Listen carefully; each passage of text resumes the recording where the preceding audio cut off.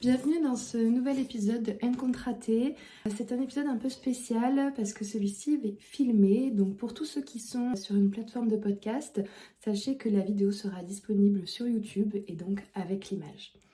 Aujourd'hui, nous allons parler d'un sujet qui touche beaucoup de personnes. Il s'agit de la charge mentale.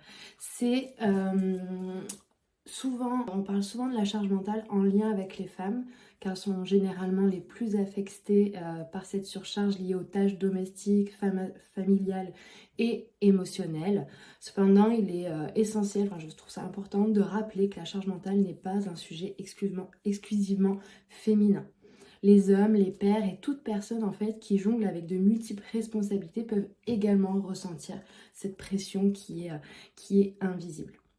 Bien sûr, les femmes sont souvent en première ligne. La charge mentale peut affecter toute personne, peu importe le genre, qui est submergée par l'organisation et la gestion du quotidien. Donc que tu sois un homme, une femme, un parent ou non, si tu te sens dépassé par toutes les choses à gérer dans ta vie, cet épisode est pour toi.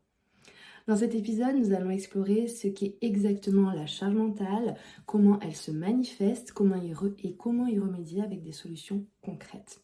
Et reste bien jusqu'à la fin car j'ai une surprise pour toi, c'est un petit e-book gratuit que j'ai créé pour t'aider à alléger cette charge mentale et lors du téléchargement de ton e-book, tu pourras également bénéficier d'un appel offert gratuit pour que l'on puisse faire le bilan et échanger ensemble pour savoir où tu en es en ce moment. Alors, commençons. Qu'est-ce que la charge mentale ? Alors, la charge mentale, c'est un terme qui désigne ce fardeau invisible que l'on porte lorsque l'on doit constamment organiser, planifier, anticiper. Cela va bien au-delà des tâches visibles comme faire le ménage ou préparer à manger. Il s'agit de toutes les petites choses que l'on garde en tête. Se souvenir d'un rendez-vous, planifier les rendez-vous chez le dentiste, acheter des cadeaux, gérer le quotidien, faire les courses, voilà. Cette pression devient automatique pour beaucoup d'entre nous, surtout dans les foyers où une personne porte la majorité des responsabilités et malheureusement cela touche encore beaucoup de femmes. De plus en plus d'hommes et de parents actifs ressentent cette surcharge. Peu importe ton genre, ce fardeau invisible peut t'affecter. Et il est crucial de le reconnaître avant que ça s'aggrave. Bien souvent on ne se rend pas compte qu'on porte ce fardeau et qu'en fait on est en mode pilote automatique. On avance dans nos journées en cochant des cases sur une to-do list et en étant peu conscient de ce qu'il se passe autour. Ça a été mon cas personnellement, j'ai traversé une phase comme ça. J'y travaille encore parce que voilà, c'est quelque chose dont on ne se sépare pas du jour au lendemain. C'est du travail, ça demande de mettre en place des actions, des choses, de prendre certaines décisions.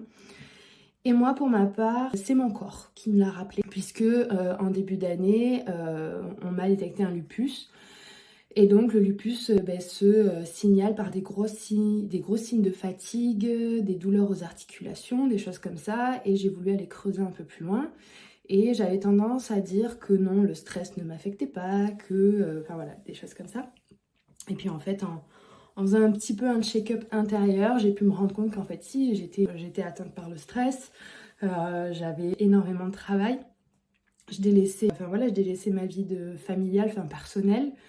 Plein de petites choses comme ça qui m'ont poussée à me dire en fait si, la charge mentale elle est là, peu importe, même si j'ai quelqu'un à la maison qui m'aide beaucoup, mais ça n'empêche que la charge mentale était là. Bien qu'elle soit souvent invisible de l'extérieur, elle laisse des signes et souvent les signes sont faciles à ignorer, mais il y en a quelques-uns qui peuvent t'indiquer que tu es en plein dans tout ça. Donc le premier qu'on pourrait identifier, c'est le manque d'envie. Donc en fait, ce qui fait que des choses que tu aimais faire avant deviennent une corvée. Voilà, c'est pesant, c'est une tâche supplémentaire à gérer alors que tu adorais faire ça. On va parler d'un basique, faire du sport, mais peut-être qu'avant tu prenais le temps de faire du sport et puis qu'en fait c'est une tâche que tu dois rajouter à ta journée et du coup tu n'as plus du tout envie de le faire. Deuxième point, c'est le fait d'être en mode pilote automatique. Tu traverses tes journées sans vraiment être présente, j'en parlais juste avant, tu te contentes de cocher des cases et tu profites vraiment pas de l'instant présent. Et ça, pour le coup, je l'ai vraiment traversé et j'avoue que c'est super difficile. Et surtout de s'en rendre compte parce qu'en fait, on est tellement dans le truc. Le matin, on se lève, on se dit je dois faire ça, je dois faire ça, je dois faire ça, je dois faire ça. Et puis en fait, la journée se termine et on n'a pris aucun moment pour soi. Et on se sent encore surmené parce qu'on sait que la to-do list du lendemain, elle est encore peut-être plus importante que celle de la veille. Donc voilà. Ce qui peut aussi t'aider à identifier cette charge mentale, c'est le déséquilibre dans ton couple.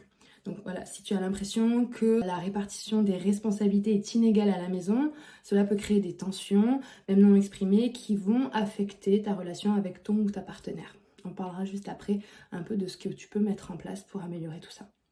Il peut y avoir également de la perte de libido. Voilà, parce que le stress accumulé de la charge mentale peut affecter ta libido et réduire ton envie de te connecter intimement à ton ou à ta partenaire. Voilà, tout est intimement lié finalement. Et donc, voilà, il y a également la surcharge émotionnelle, donc ton humeur qui va faire comme ça, le yo-yo on va dire. Tu vas passer du rire aux larmes sans trop comprendre pourquoi, donc voilà, c'est un peu cette instabilité émotionnelle peut t'indiquer que tu es en surcharge mentale. Il y a aussi des signes physiques que le corps peut t'envoyer, donc je t'en cite quelques-uns qui vont être la fatigue chronique, donc tu te sens tout le temps fatigué, les troubles du sommeil, donc tu as du mal à t'endormir, tu fais des insomnies, tu te réveilles souvent en pleine nuit et donc en fait c'est parce que ton cerveau est juste en train de continuer à mouliner sans cesse. Tu peux avoir donc des douleurs musculaires ou des maux de tête.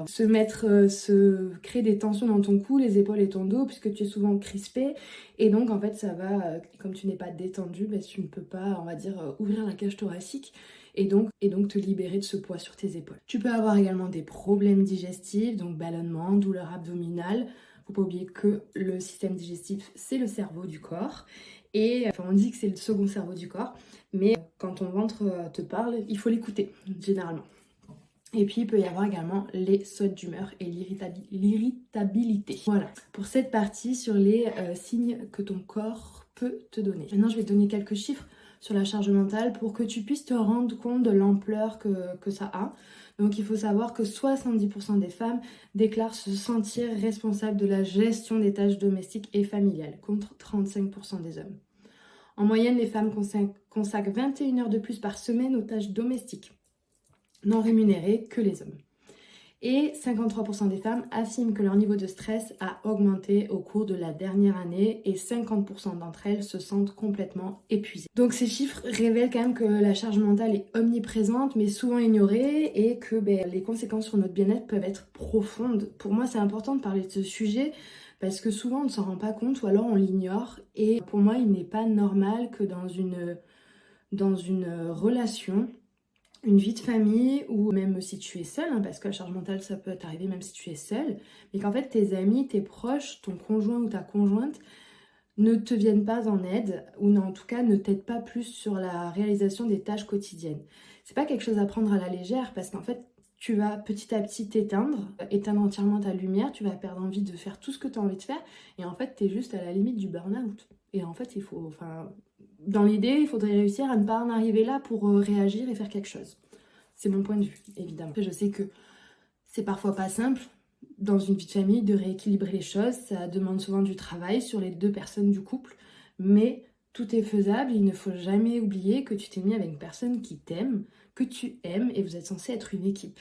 Et donc, il n'y en a pas un qui doit subir plus que l'autre. C'est ce qui est pour moi normal. Donc maintenant, je vais te parler de quelques actions concrètes à mettre en place que tu pourras retrouver un peu plus dans le e-book gratuit que tu vas retrouver en lien de ce podcast. Donc la première étape, ça va être de déléguer et partager les responsabilités. Ce que je te disais juste avant. Donc discute avec ton ou ta partenaire ou ta famille pour rééquilibrer la répartition des tâches. Il est important que tout le monde participe pour éviter que tu sois surchargé et que ça ne repose que sur toi. Voilà, ça c'est dit. En plus, maintenant, on a de la chance d'avoir des outils, d'avoir la technologie. Et donc, tu peux utiliser des outils d'organisation, des applications comme Microsoft To Do, Joe, qui peut t'aider à faire les courses. Cette application, clairement, m'a changé la vie à une période. Ça peut être un moment en famille aussi qui peut être agréable. Je te prends l'exemple, le dimanche après-midi avec les enfants, la journée est terminée. On se pose tous autour de la table et les enfants voulaient manger quoi cette semaine? Et donc tout le monde donne sa petite liste d'envie. Et puis vous n'avez qu'à aller sélectionner les recettes sur Joe, connecter Joe à votre enseigne de courses, Leclerc, etc. Enfin voilà, à votre enseigne de courses. Et Joe s'occupe de faire le panier. Vous pouvez ajouter ensuite tous les autres choses dont vous avez besoin, les produits de quotidien pour entretenir la maison par exemple. Et puis vous n'avez plus qu'à créer votre panier et aller récupérer ça au drive. Et puis toute la semaine, si vous avez besoin des recettes, vous pouvez vous connecter sur l'application qui vous dira vos recettes de la semaine. Franchement, si vous ne connaissez pas cette application, c'est pépite. Voilà. Troisième point, prendre du temps pour soi. Voilà, ça on le fait vraiment pas souvent et surtout quand on est en pleine surcharge mentale, on n'a clairement pas le temps de prendre du temps pour soi. Mais la clé quelque part, c'est de se dire bon maintenant, il est temps que je me priorise. Il est temps que j'arrive au moins à me caler un petit créneau pour moi dans mon agenda. Et en fait, quand vous le calez, il faut vraiment le positionner comme un créneau qui est dédié à vous, comme si c'était un rendez-vous professionnel important que vous ne pouvez absolument pas reporter, décaler, annuler. Voilà, vous vous y tenez. Ça peut être tout et n'importe quoi. Aller marcher en pleine nature, aller se faire les ongles, aller au coiffeur, aller se faire un massage. Voilà, ça peut être se prendre du temps juste pour lire un livre, tout simplement. Ça peut commencer comme ça et ce temps-là pour vous va être super important. Moi, ce que j'ai apprécié mettre en place dans ma vie, c'est établir une routine matinale et une routine du soir, en fait. Moi, la routine matinale, clairement, ce que ça a changé, c'est que je sais que, oui, je me lève un peu plus tôt le matin, mais bon, dans le e-book, je vous partage ma routine matinale. Donc, je me lève un peu plus tôt le matin, mais c'est vrai que quand je prends 1 heure pour moi le matin. Et quand je termine cette routine, peu importe ce qui va se passer dans ma journée par la suite, eh bien en fait, je suis super fière de moi parce que j'ai déjà réussi à passer 1 heure rien que pour moi. Et on va dire que ça, quelque part dans ma tête, c'est déjà coché. Et voilà, et je peux attaquer ma journée en me disant le temps pour moi, je l'ai déjà pris et ça m'a fait du bien. Deuxième point, la routine du soir.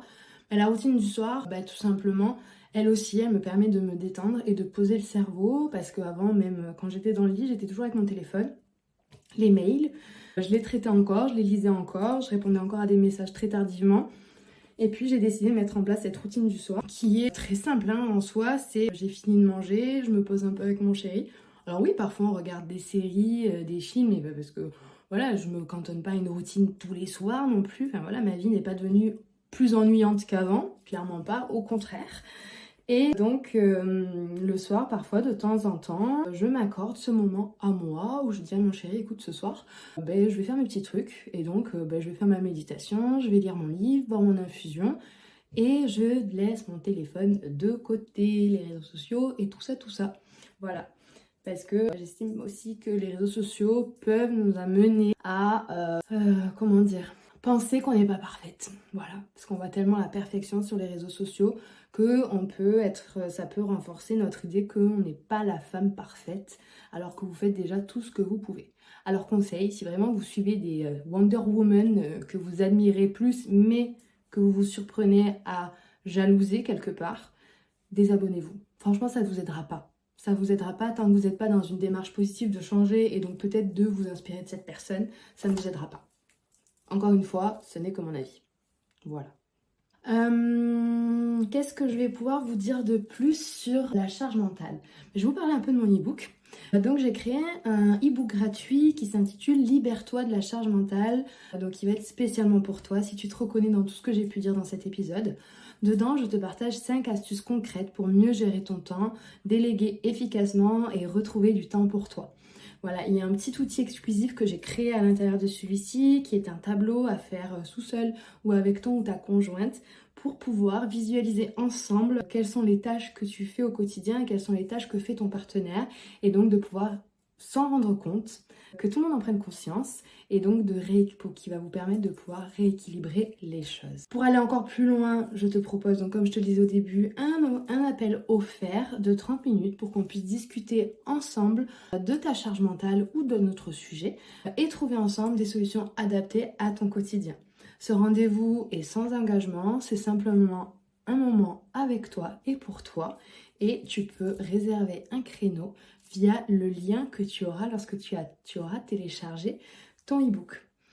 En tout cas, j'espère que cet épisode a pu t'aider, que ce n'est pas le premier et que ça ne sera pas le dernier.